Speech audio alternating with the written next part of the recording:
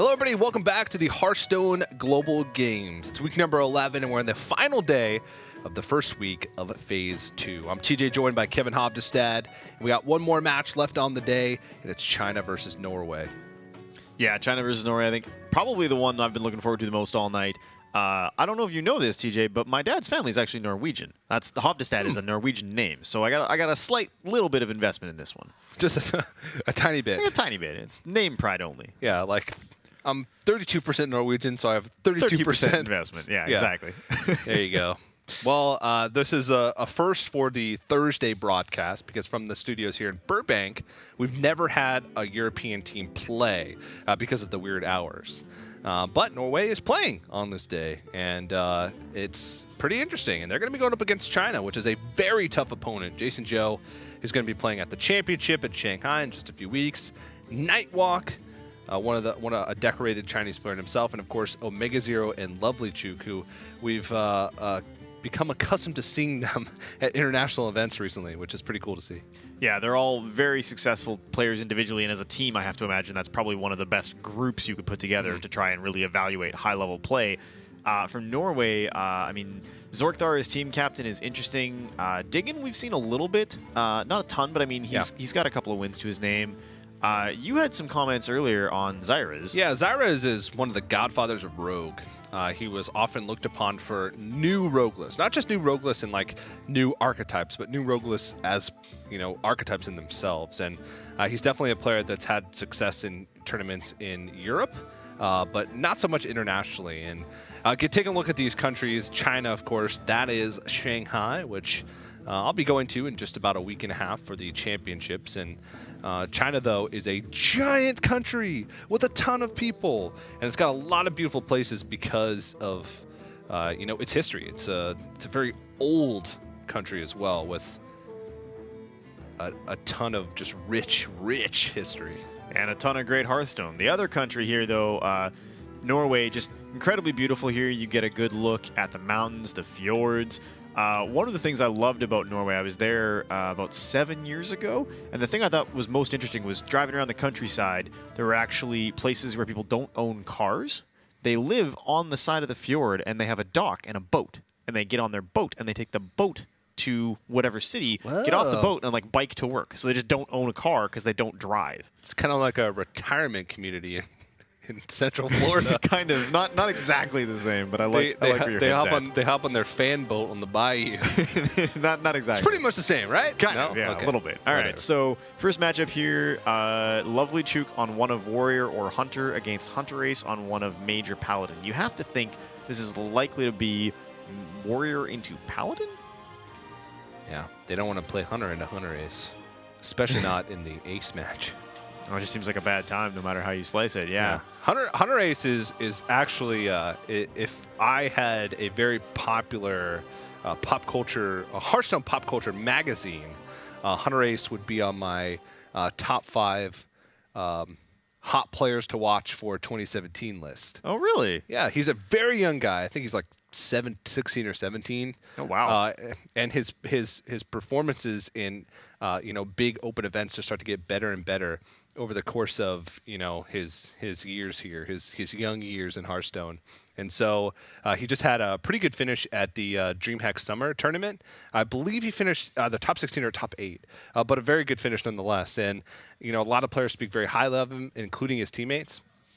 Very cool. Yeah. Well, I mean, I work on the publishing team at Blizzard. If we decide to do like a, teen Hearthstone magazine, he's definitely a front runner now. Teen Hearthstone magazine. And Nishiak would be the cover star for like 8 issues in a row. George C. would get his time to shine a little bit, but Hunter Ace is the. I have no clue about anything pop culture. Who would he be the equivalent of? That's a really tough question. I'm too old for that. Who's just so hot right now? Well. I don't even know. While your subconscious is mulling on that, we're going to see Lovely Chuk playing Warrior into Hunter Ace's Paladin as expected. Do you think this is a Quest Warrior?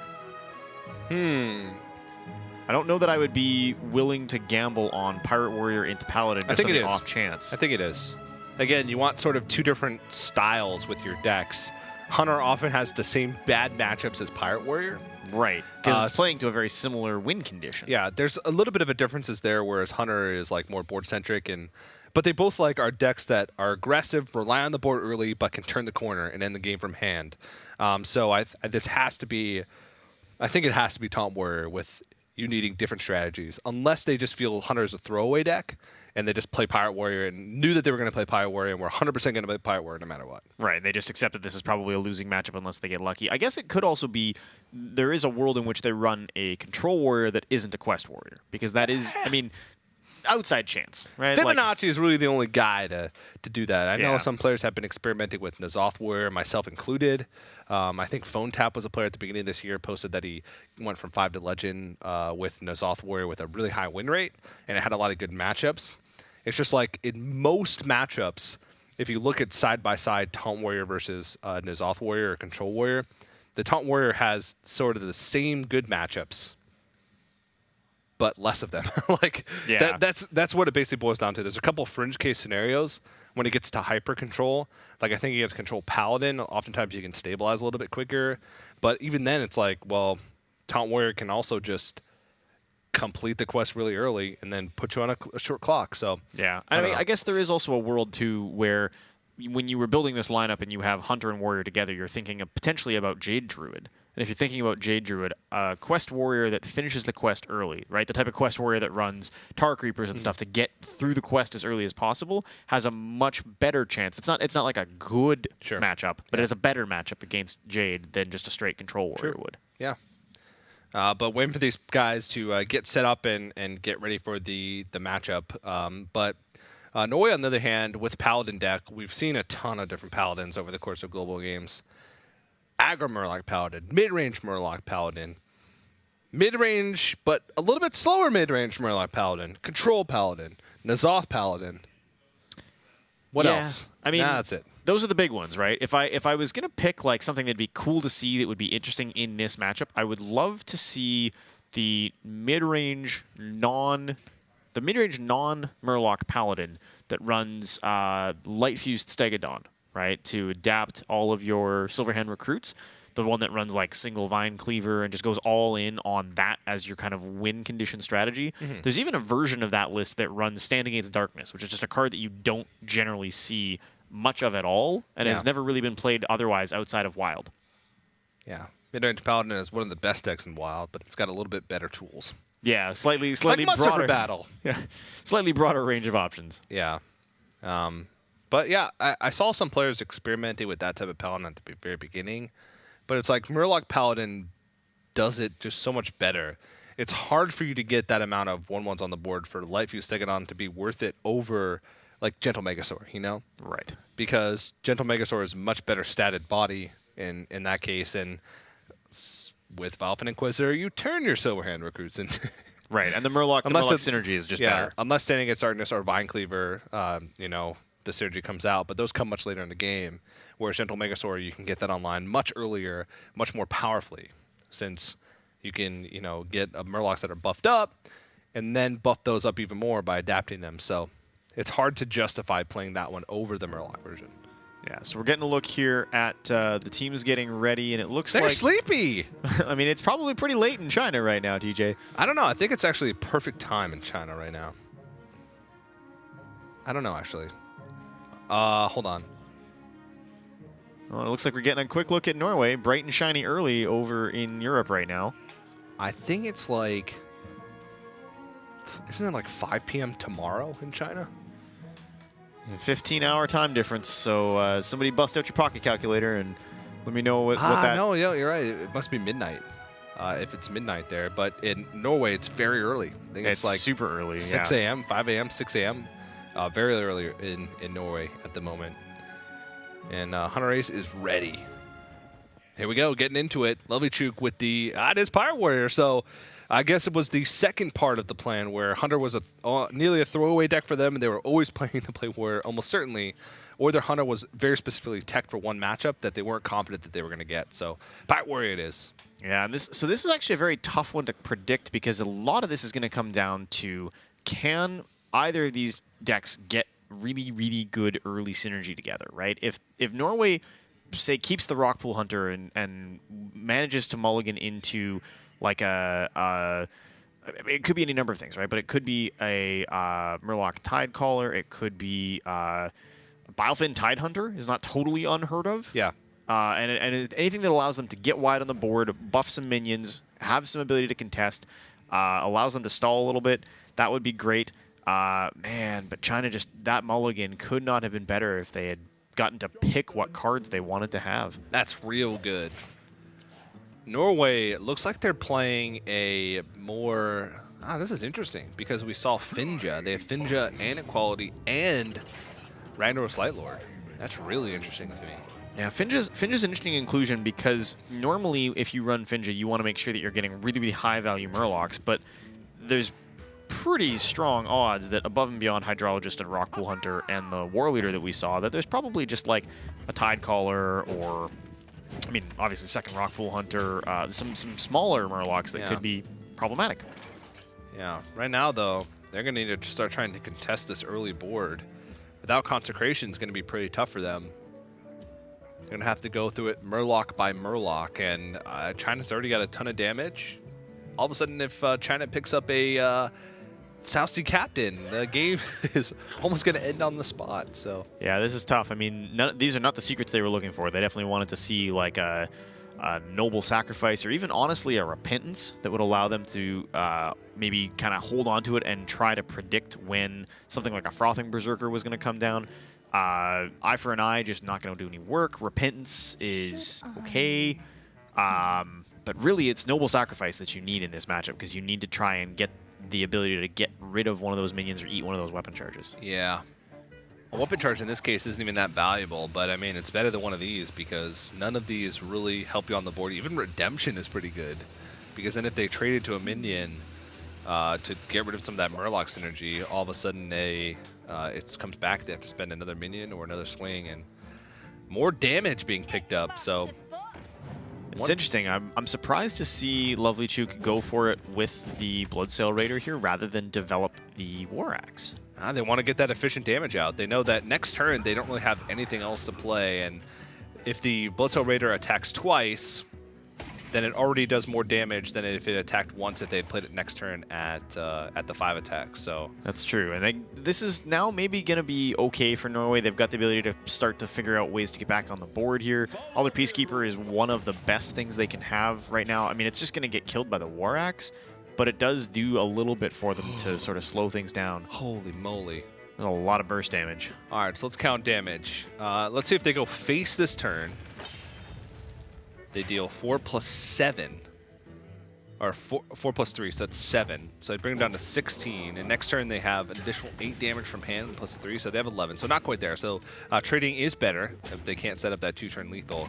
But holy moly, are they going to start ramping up this damage? Yeah, and this is where things are going to start to get rough because, I mean, we talked earlier about trying to get Paladin Secrets. Repentance here doesn't even help them because there's no additional minions coming into play at this point. They're just going to go straight face with all this damage, and unless Norway can draw into a taunt or a heal, I mean, this game is fast approaching the point where the Mortal Strike alone is just going to be enough reach.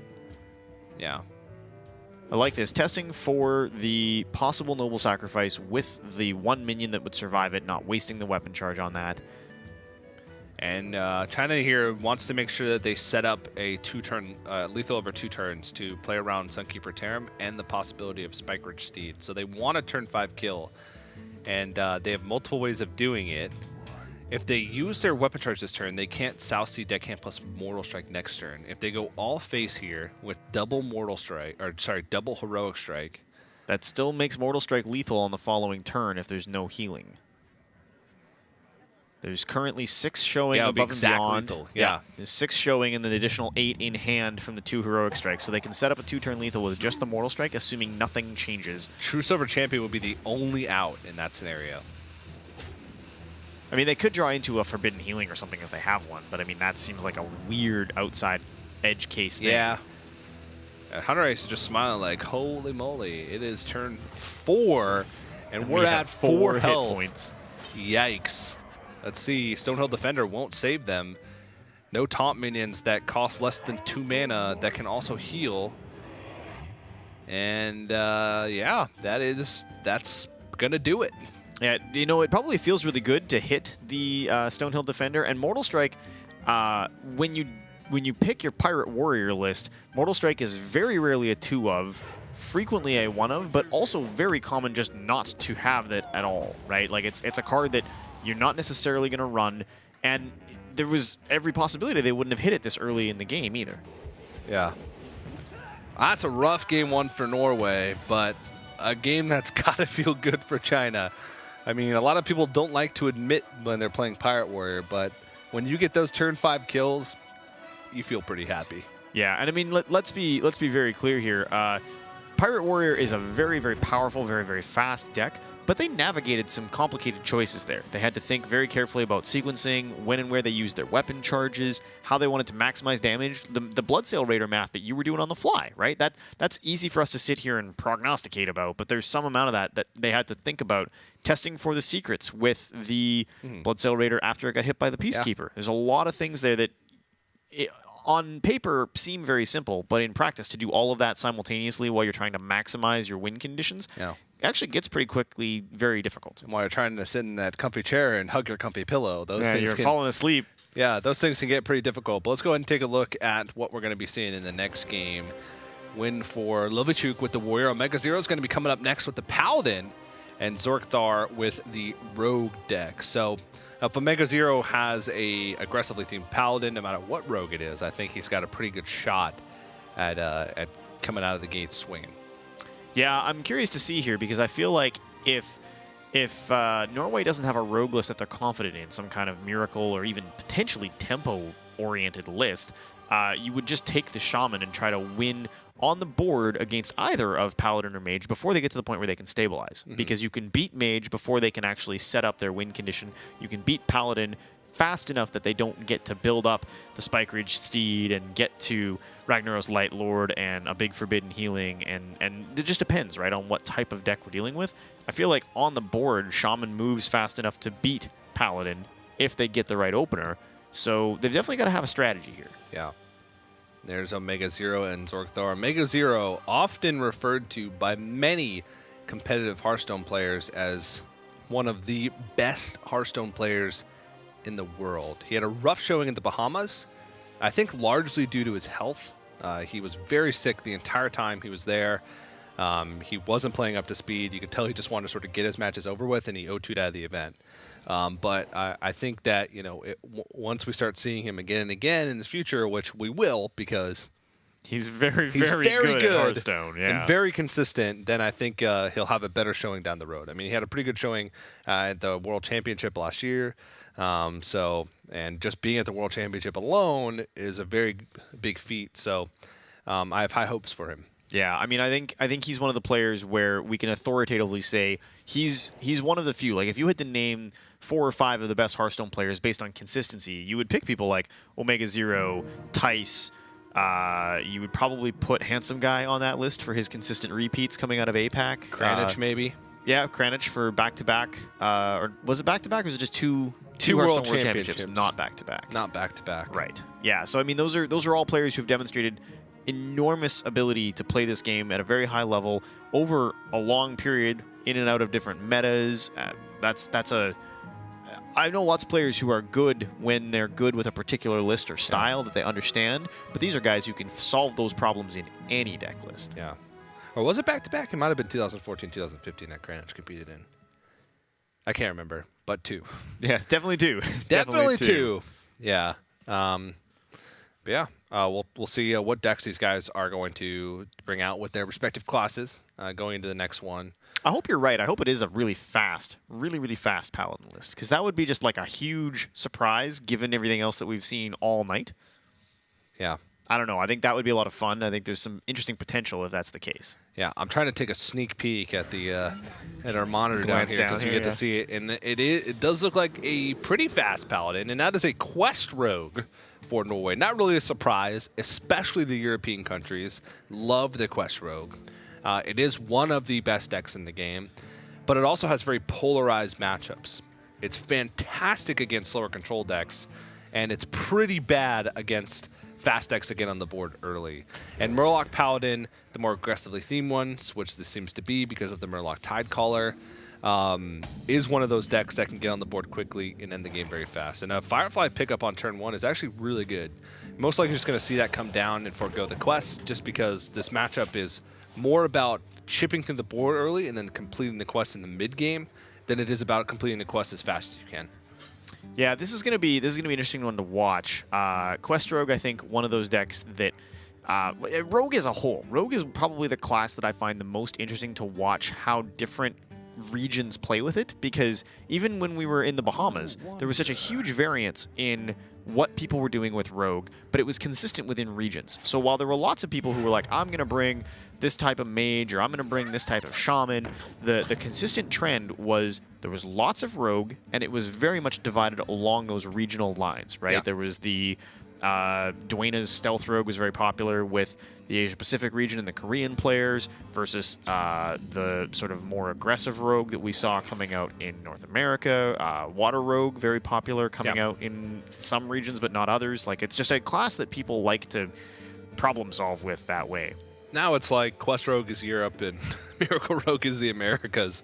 That's basically what it's come down to. Asia Pacific, from what I've seen, at least if we go by the statistics from the previous spring playoffs, don't really like Rogue much, really at all. They brought the least Rogue, I think, out of any of the regions, and it was very spread apart as far as Quest Rogue and Miracle Rogue goes. There was not one that, had a bigger representation than another as compared to other regions. So. But off the bat, early game is incredibly important for Quest Rogue. You have to minimize the amount of damage you take to maximize the chance that you get to the point in the game where you can finish the quest. I think Dagger up here. Ooh. Oh. Okay, this is interesting. So they're valuing the ability to get the additional Flame Elemental because they know they do still want to use that as the card they're going to complete the quest with. Yeah. Usually Flame Elemental over Firefly, oftentimes, even though Firefly is a card that generates, the Flame Elemental is the one you want to complete the quest with because of the fact that you have Igneous Elementals that generate Flame Elementals and not Firefly in the deck. So, let me think. You also bounce the Firefly as a general rule, but if you leave a Flame Elemental on the board, that's okay because you're going to generate more of them. Yeah. So there's sort of an inherent way to minimize risk in that. I like this as a whole. I mean, I don't think there's a really great line here for Omega Zero because if you play the Tidecaller and the Noble Sacrifice, and just Dagger up. Yeah, it's you're gonna lose it pretty much either way. Rockpool Hunter onto the Hydrologist doesn't really help you at all because it just dies anyway. There's really just, I mean, you probably have to play the Tidecaller and the Secret because it's better on paper. Tidecaller plus Noble Sacrifice sort of forces your opponent to Dagger, but this pushes damage and also sets up for Cold Light Seer next turn on one of the Murlocs that lives. It also forces the Youthful Brewmaster to trade, which is could be a big deal. Yeah, I mean, it's going to be interesting here, though, because I feel like if you're Zorkthar in this position, you can now play the quest, use the Glacial Shard to trap the Rockpool Hunter, get the trade, and throw down your Flame Elemental, and just have the Firefly and Gadget's Ferryman kind of on deck, ready to keep using, whether you choose to bounce the Firefly because it's going to be your fastest route to quest completion, or you choose to keep bouncing the Glacial Shard because it's the best way for you to sort of control the pace of the game. So they're just going to remove the board instead. Yeah, I mean, Patches coming down here is kind of an okay way to have something in play. I feel like this is maybe undervaluing the quest at this point because they're not going to win the game until they complete the quest. So they've got to start and think about how do we get the quest woven in a way that's meaningful. Interesting choices for taunts. I feel like you were hoping as China here for maybe something a little bit higher end that you could use later in the game. Wicker Flame Burn Bristle, though, maybe pretty good. Wicker Fire Cannon Belly. Yeah, I definitely can't say his name correctly if I'm not reading it off a screen, because it's not one that I remember off the top of my head.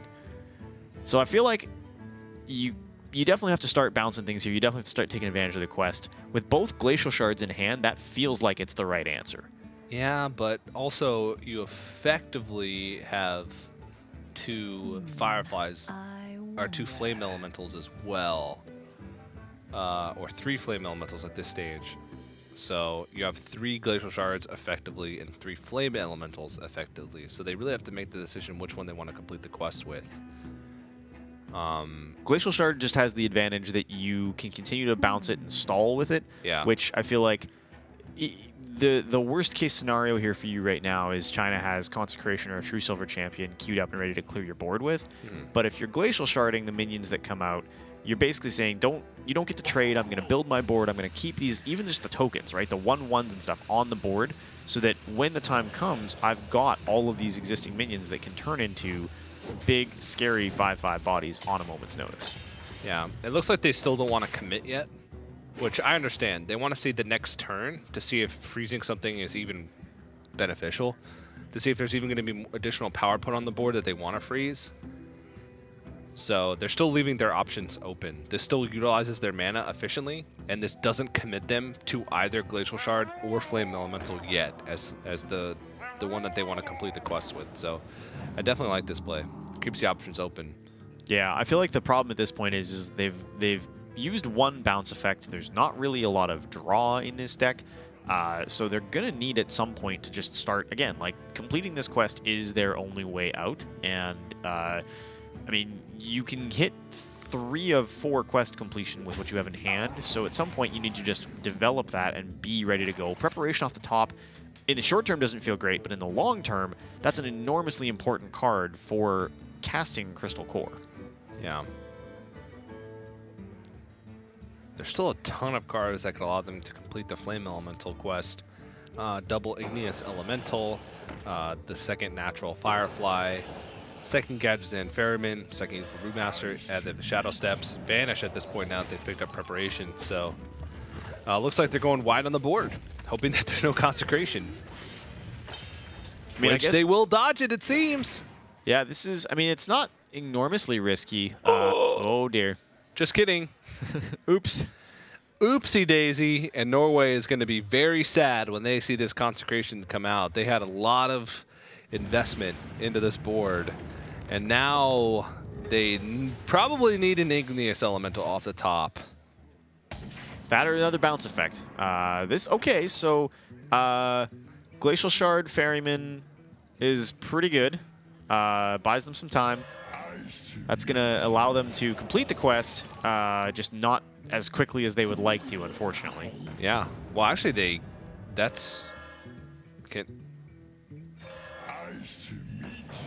only number 2, right? That's 3. Oh, 3, okay. So 4 is queued up, and they have Preparation ready to go with All right. Crystal Core behind it. Will it be enough? And they're going to swing here to test for the secret, which is important, because getting that out of the way now makes a big difference to their strategy here. Yeah. Unfortunately, I mean, China is probably just going to throw down Stonehill Defender and Wicker Flame, because that is a huge amount of stall and way more powerful for them than, I mean, Megasaur would be good, but I mean, what are you hoping to hit? You're hoping to hit Poisonous, and even then, your minion's just going to get traded into. So you really need to get those taunts down and protect your board state so that you can develop more and continue to stall until you've got an equality, or you've got I mean, there's other ways out for them here, because there's also not very much in the Rogue's hand. So even when they complete next turn, it's not really a game-winning completion.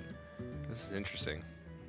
So +3 health forces, on both accounts, 2 attacks of 5/5s to go through. Or, Poisonous. Oh, that's even smarter. Yeah, Poisonous I think is the correct choice there. That's such a good draw. That's a great pickup here.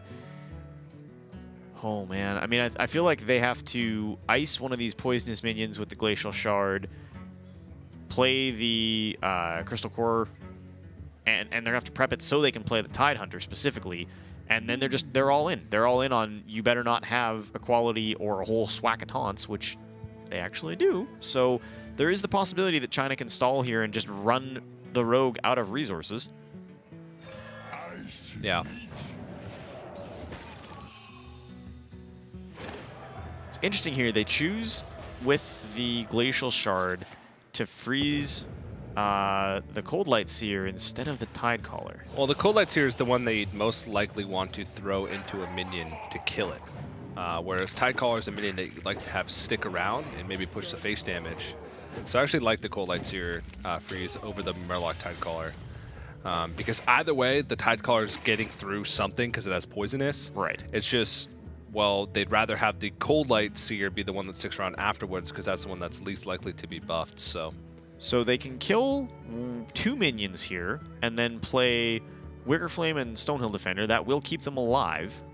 Wicker Flame will get to heal twice. Stonehill will buy them a turn and also another taunt. But is it winning them the game? That's the question to ask. Rogue is going to be top decking all the way down. If they're down to 3 minions with the potential that they're going to lose for sure 1, if not more, the following turn because of the additional poisonous minion, it's basically going to come down to, does Norway top deck more charge minions or more bounce effects? Yeah. That's really what we're up against here. If they can start top decking bounce effects, they could like Shadow Step the Shadow Step the Brewmaster after having attacked with it, use it to bounce the Tide Hunter. The Tide Hunter then spawns an additional minion. Like, there's lots of possible outs here.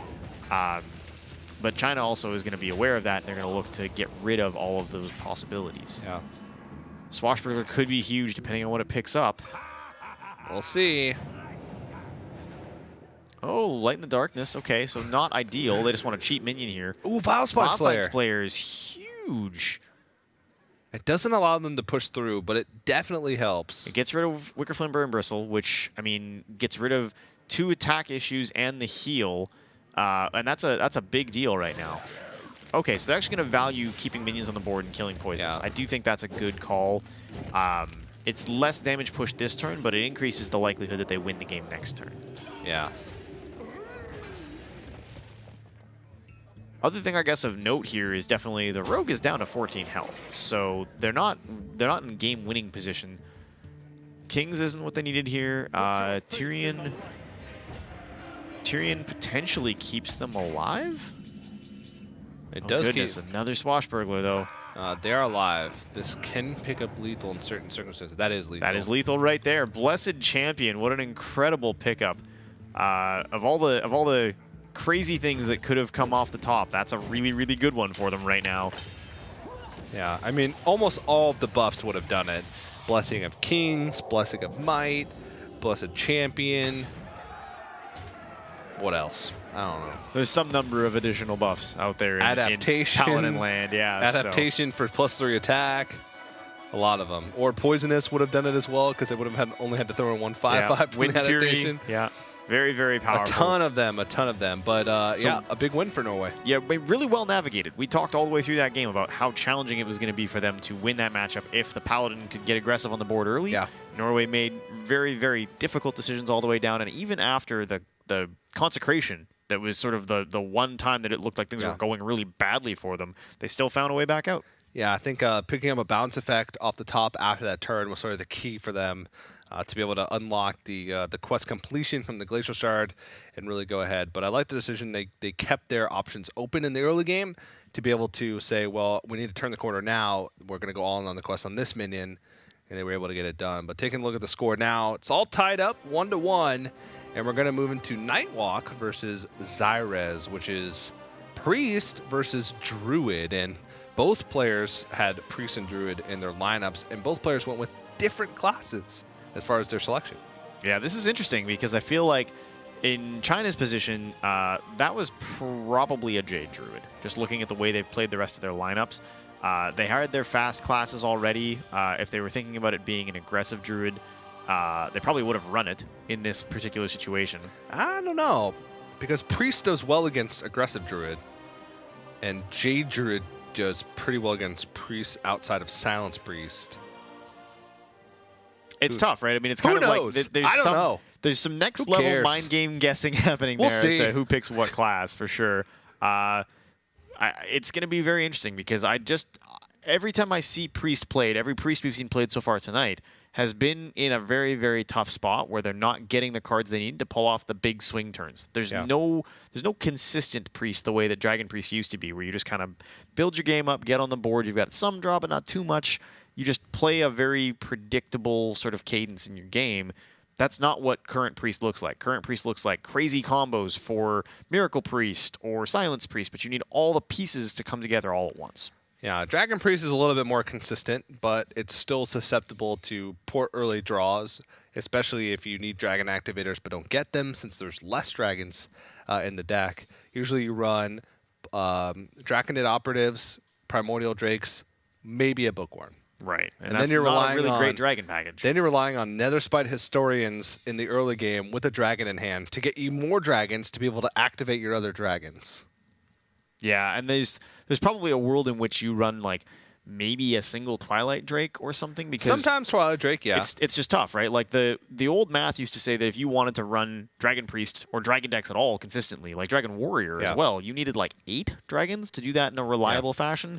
That's a hard number to hit right now with dragons that feel good. Granted, there was more minions that needed dragon activation that made the deck run than in the past. Like for Warrior, they had Alexstrasza's Champion, Blackwing Corruptor. Yeah. Whereas now, if you miss the Netherspite Historian, you're not too upset about it because the deck controls in other ways. Whereas in Dragon Warrior, you kind of had to get that Alexstrasza's Champion activation. You kind of had to get that Blackwing Corruptor activation. So it worked a little bit differently. But, it's still a powerful deck, but it's a powerful deck in the right circumstances. Right. It's a pretty weak deck if you look at it across all of the fields. And it had one of the lowest win rates out of the players that brought it to the playoffs that happened recently.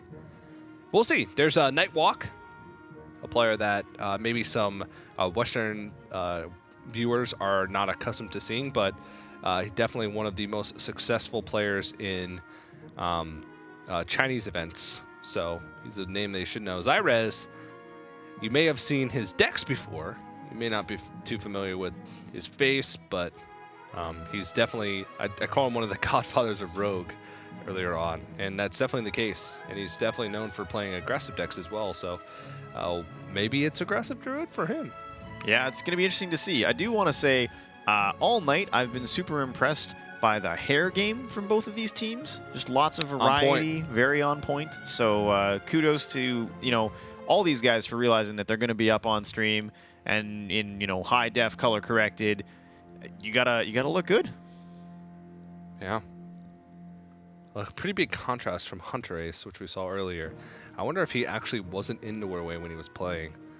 Or Zyrez just has all of his windows drawn. Because it is very early over there, but I know that in the summertime, the hours are super long. Yeah, hemispheres are a whole thing. I definitely used to... I mean, we are like just hours? coming off of the summer solstice, right? Yeah. And there's definitely, like, back home, before I moved down here from Canada, it was like the sun was coming up at 5 a.m. and up until 11 p.m. That's just life for some number of days. Yeah, and Norway is... right up there, yeah. Right up there as well. So during the summertime, their daytime hours are super long. So who knows? Maybe Zyrez just has his blinds drawn because he's in gamer mode. I see an Innervate. I see a pink bird. Yeah, I think we have a pretty good idea what at least 2 cards in that mulligan are going to look like. This is the Light Warden Priest deck. Yeah, we were talking about this earlier. So this is definitely not the traditional Miracle Priest. It's all in on really, really aggressive plays in the early game. Yeah, but one thing that this deck does lack is removal. Most of the lists that I've seen run Light Warden do not run Shadow Word Pain or Shadow Word Death. They're all in on the combos. They run Light Wardens, Injured Blade Masters, Circle of Healing, Divine Spirit, Inner Fire. With all those cards, you don't really have room to put in pesky removal spells. So it's definitely a deck that is all in on a specific strategy. It can change game plans, as Priest can often do with its hands, but it is not going to be able to deal with double Vicious Fledgling. With double Vicious Fledgling.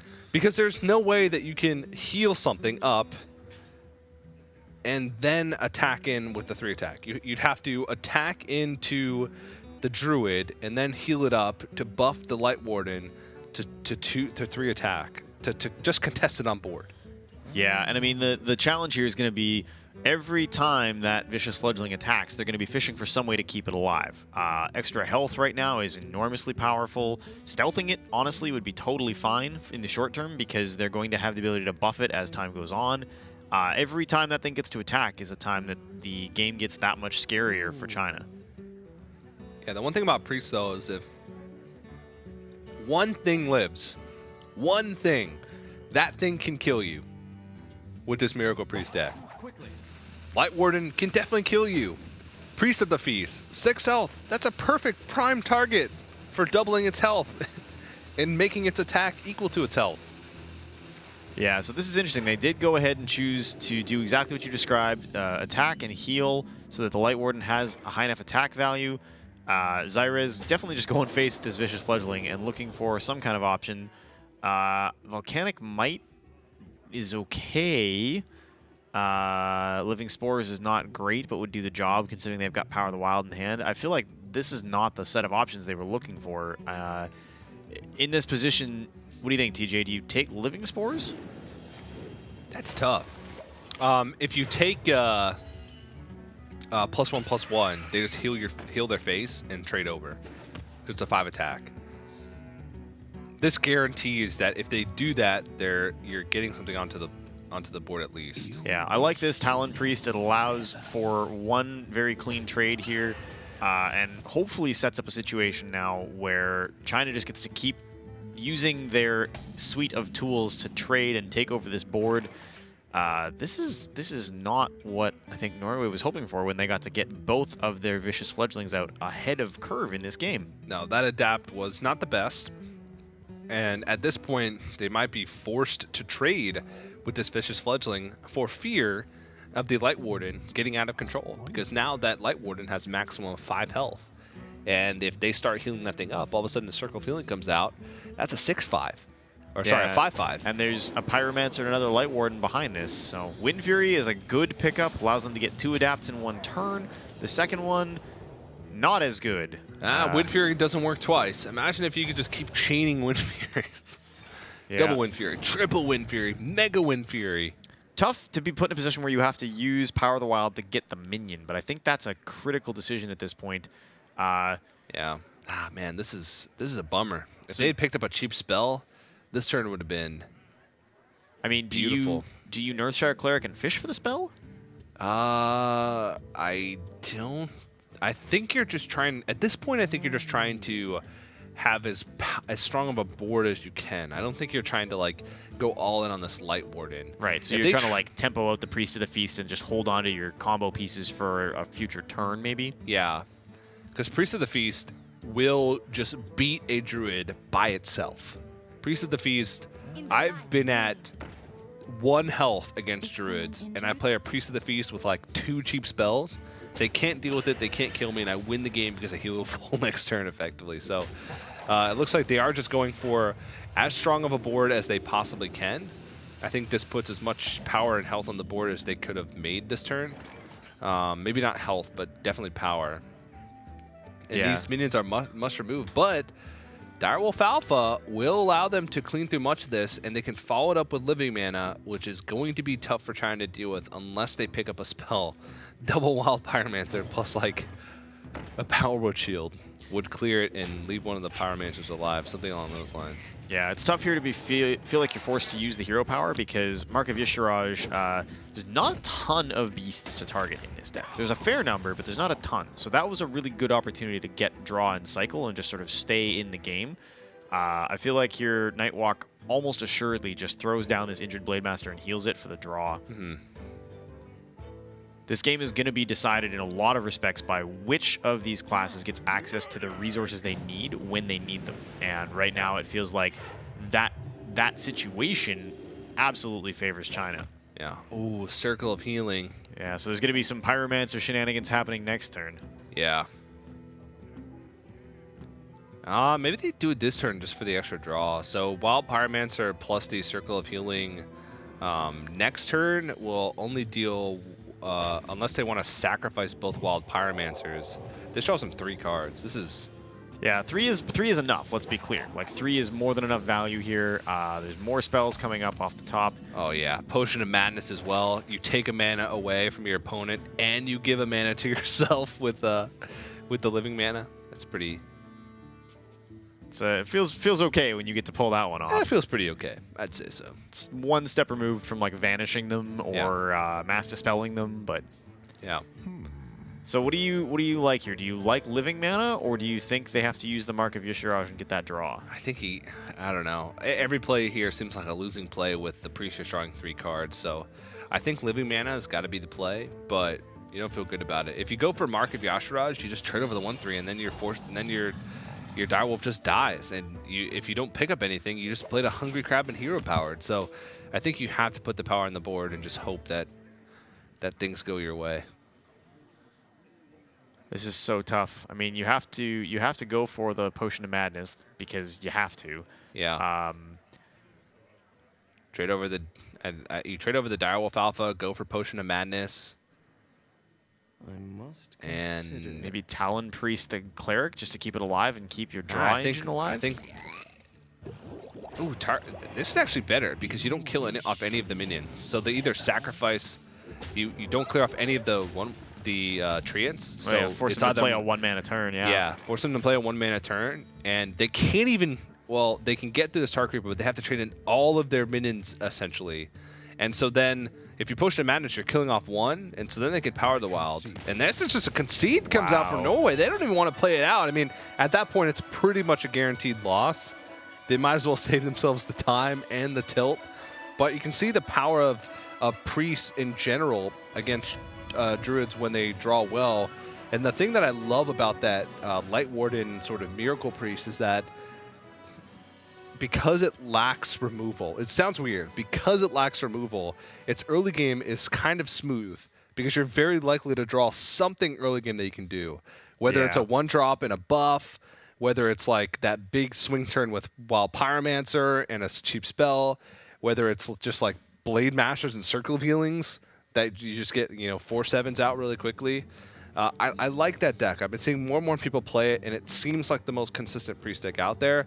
But I think it's still yet to be heavily tested. And who knows? Maybe we'll see it in the championship in a week or so. Yeah, it looks like there's probably some room for refinement there because there was certainly the possibility that if Nightwalk hadn't have hit a couple of key spells there, I mean, in the absence of that Circle of Healing, that was a losing game. Yeah. So there's definitely something to be said for the fact that you still need to get, like with most priest decks, the combo pieces in the right places at the right time. So China up now 2-1, and we're going to go into a Shaman versus Hunter. So we are actually going to see Hunter again coming out from Norway, which I think is very interesting here. Yeah, so this matchup is also pretty interesting if it's standard stuff across the board. I'm assuming Token Shaman, and I'm assuming just Hunter. just Hunter. Hunter is all the same. So you'd think that Token Shaman will just run the deck over, but it's not true. Hunter, if it gets the early board lead, which it definitely can, then they can keep it just for a couple turns and then turn the corner and kill you. Like that's how that matchup works. But if Token Shaman takes control of the board, it's really hard for you to come back. So, as is with most matchups.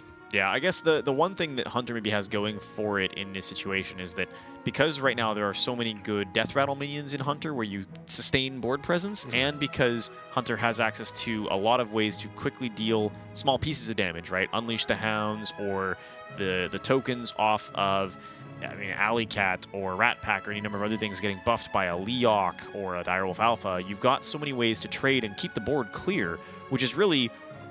Token Shaman goes all in on hitting a massive Bloodlust turn or on getting a really, really big, really, really powerful Doppelgangster into Evolve.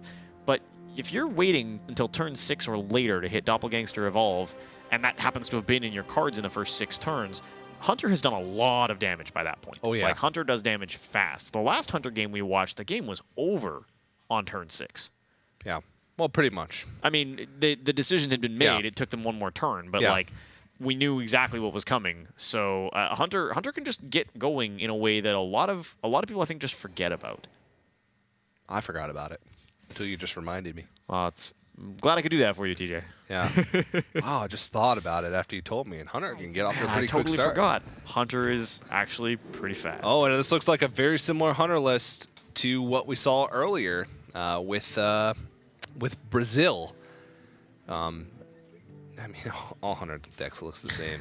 There's a lot of the thing about Hunter What as am a I class, saying? right? Is Yeah. that there's just so many cards in the core Hunter set that are really good. Like when you think about Token Shaman and what makes Token Shaman run, Token Shaman runs on the back of a whole bunch of new stuff that came about and allows Shaman to get a whole bunch of little minions on the board early, take advantage of multiple bodies using Flame Tongue Totem. It still runs Thing from Below because it gets activated by all the totems. Like, there's all these things that sort of synergized over time. Yeah. Whereas in Hunter, Hunter has this incredible core package of just really powerful cards that do a lot of work. This looks like an arena deck. This is not exactly what I was expecting when we saw Hunter, but Not quite. yeah, I mean, Snipe is a very interesting tech choice and does a lot of work against certain specific cards in certain specific matchups. The Galaka Crawler is a really great tech if this Pirate comes down.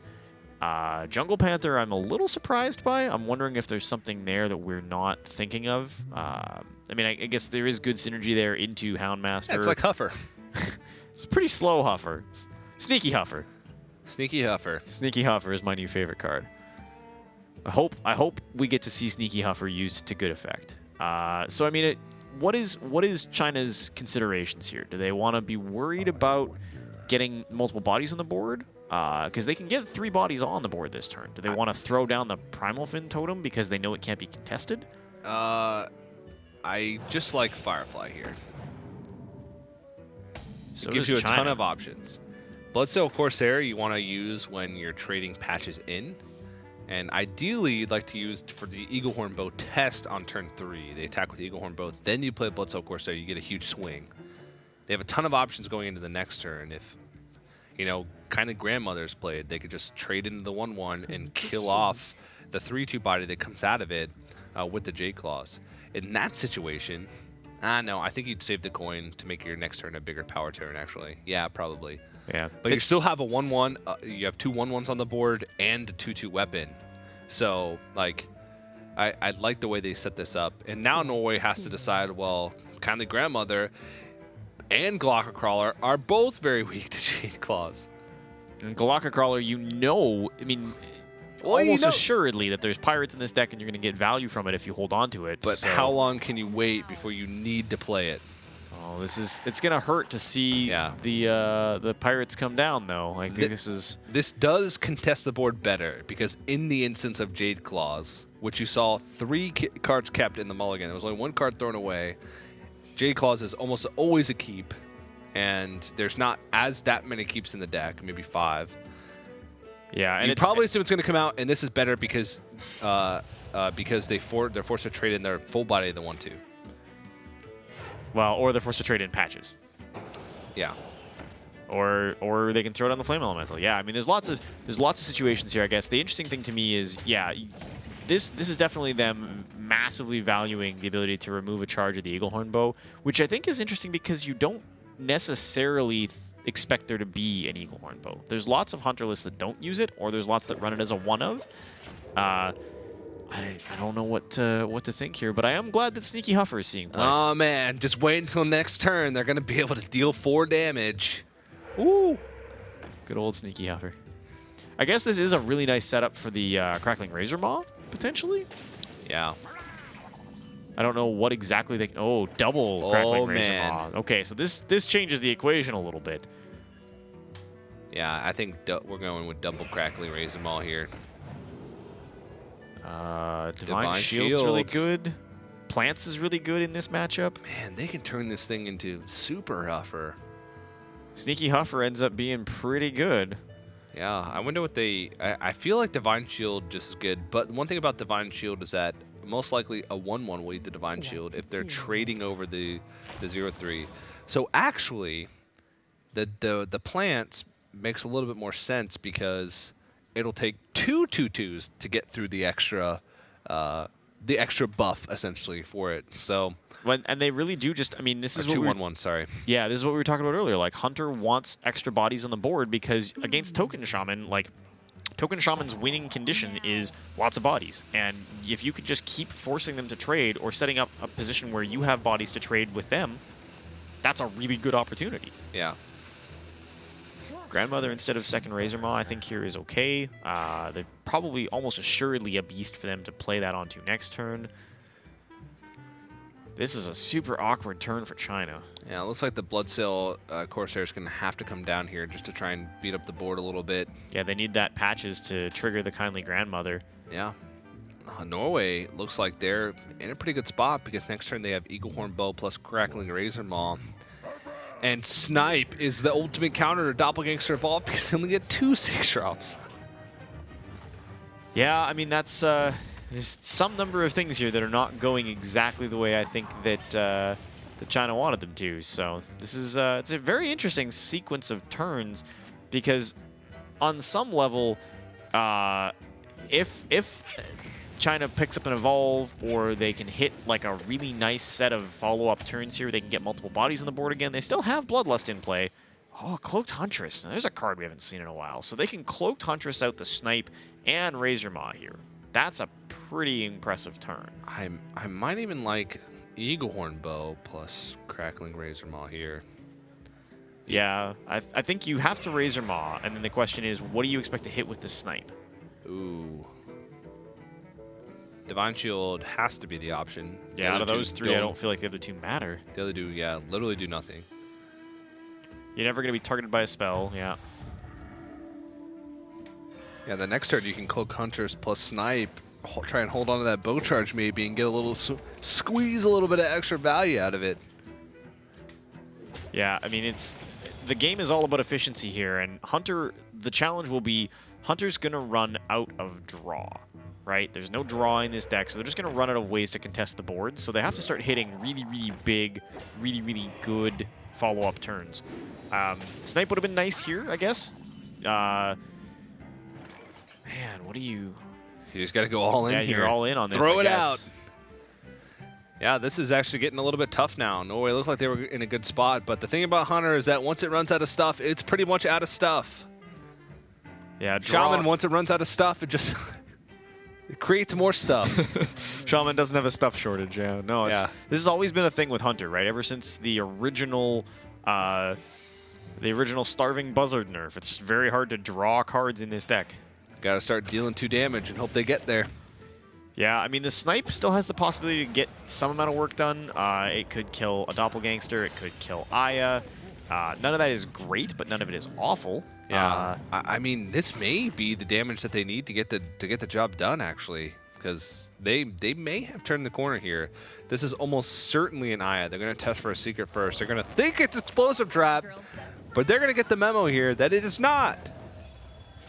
Yeah, and it's too bad they had to use that bow charge before they could get the additional weapon charge.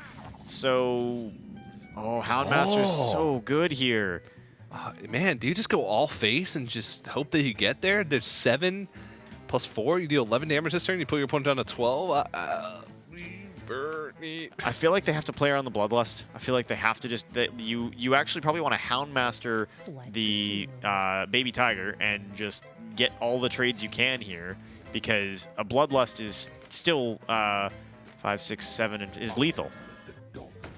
Bloodlust alone is lethal, so they have to play around it. Fair enough. Sucks. In that case, you might as well take a value trade too. I was going to say the 3-4 over the 3-3, but maybe they just want to clear as much of the board as possible here. That's also a way you win against Shaman. They've seen that they don't have AoE, like Maelstrom Portal. So if you just value trade over everything, keep your board healthy, eventually you'll start chipping away. Yeah, make Bloodlust do nothing, and that's what they're going to go for here. Yeah, Bloodlust is just going to be a worthless card. I mean, I think you Bloodlust now. Bloodlust J-Claws, you have a 4-4 on the board. They have nothing. I think you're still just Bloodlust. I mean, you might want to, because you know there's no AoE, you might want to throw out the Doppelgangster. But yeah, I think you're right. This is the best chance they have of securing a position where, I mean, they've still got stuff, right? Shaman doesn't run out of stuff, so they're going to be able to use Doppelgangster and Stonehill Defender next turn. Just get a big wide board. Yeah, not quite both of them. Jade Claws overload them, but Stonehill Defender alone or Doppelgangster alone will both. Yeah, it sets them up a game-winning position for sure. Yeah.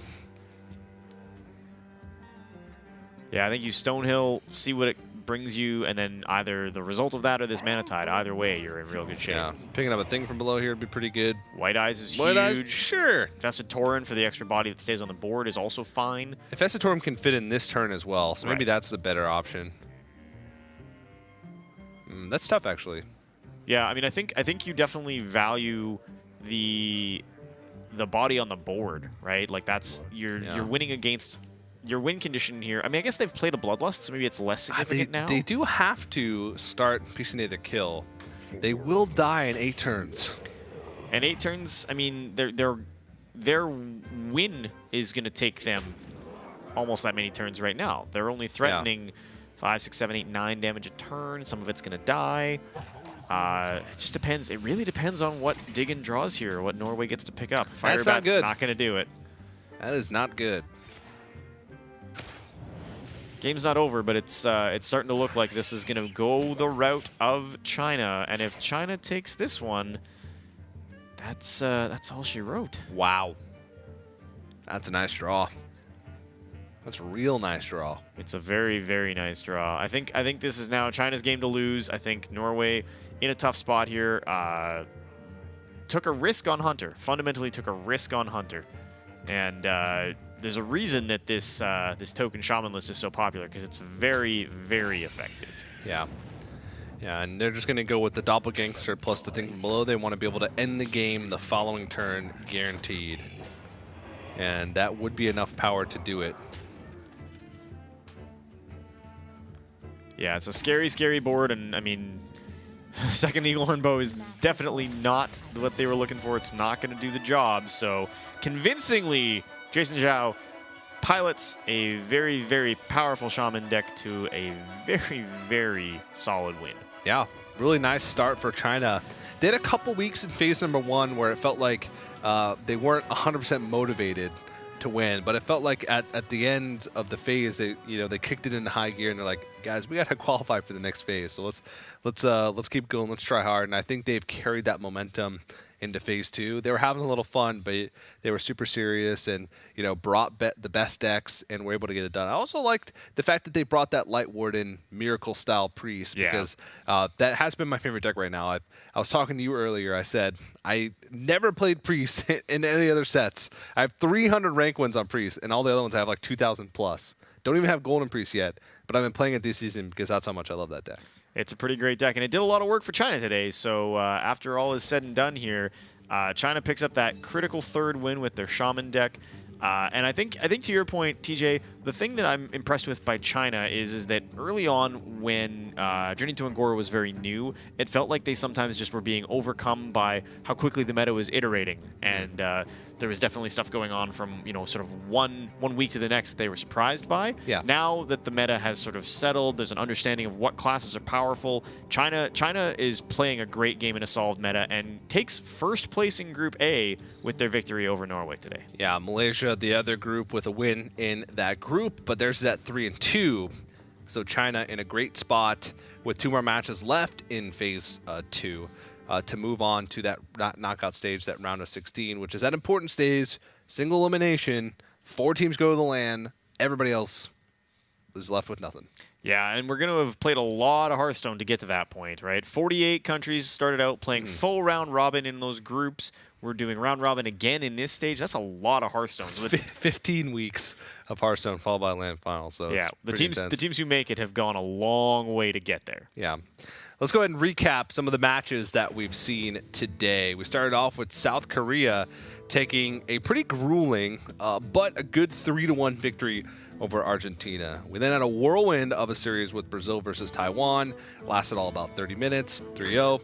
And then another quick series, again, I feel, with China taking the win over Norway. It was a pretty quick day from global game standards for us, even though we had 3 matches.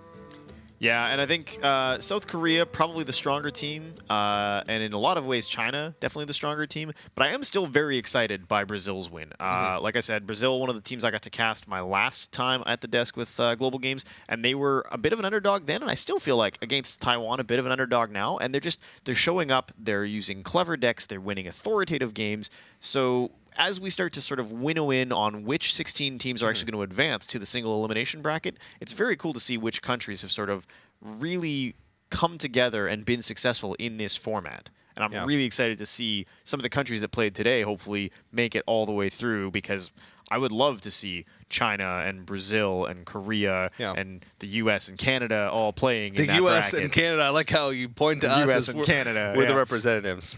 But it has been a fun day. I think we did a reasonable job at replacing Rob and Cora on their normal shifts for the Hearthstone Global Games for Thursday. Yeah, we did talk about it, and we decided that you were Cora and I was Rob. Yep. So, Rob, I know you're out there. I'm very sorry. I could have done better. I didn't want to shave my head for this, but maybe next time.